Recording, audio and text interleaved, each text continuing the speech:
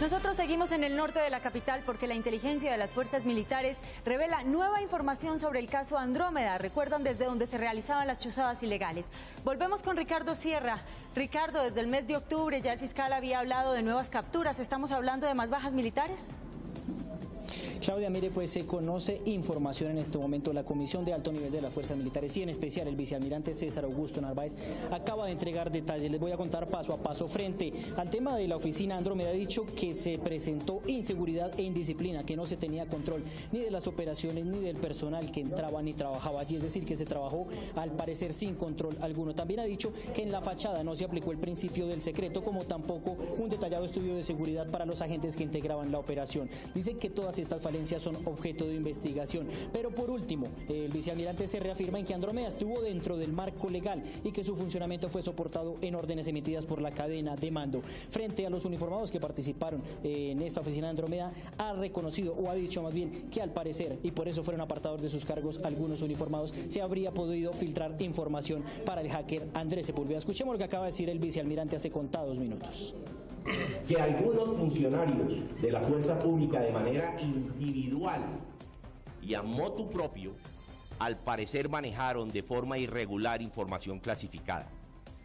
Existe la presunta participación de 2 suboficiales del Ejército Nacional y un patrullero de la Policía Nacional en la entrega de información clasificada directa o indirecta al señor Andrés Sepúlveda.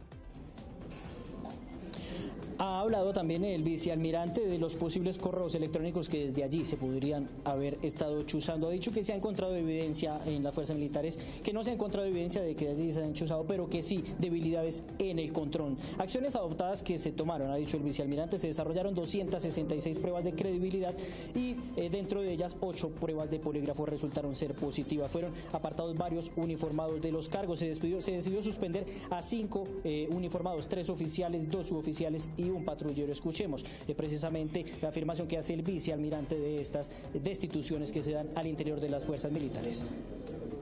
Hemos logrado determinar falencias precisamente en los procedimientos, en la disciplina, en el control, que nos han llevado precisamente a la falta de confianza en ciertos miembros de las fuerzas militares.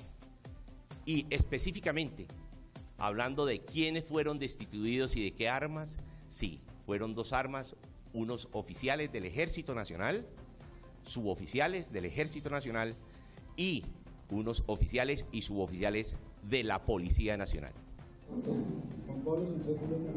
Ha dicho también el vicealmirante que no existen políticas ni órdenes que estén en contra de las libertades y los derechos de los colombianos y que por ello se adelantan acciones que correspondan al compromiso de garantizar la transparencia y la tranquilidad a todos los colombianos. Ha dicho el vicealmirante Narváez que no se descartan más destituciones al interior de las fuerzas militares porque la investigación continúa. Estas son solo responsabilidades administrativas, las penales continuarán en manos de la Fiscalía. Información de última hora que se genera acá en el noroccidente de la capital. Continúen ustedes con más noticias.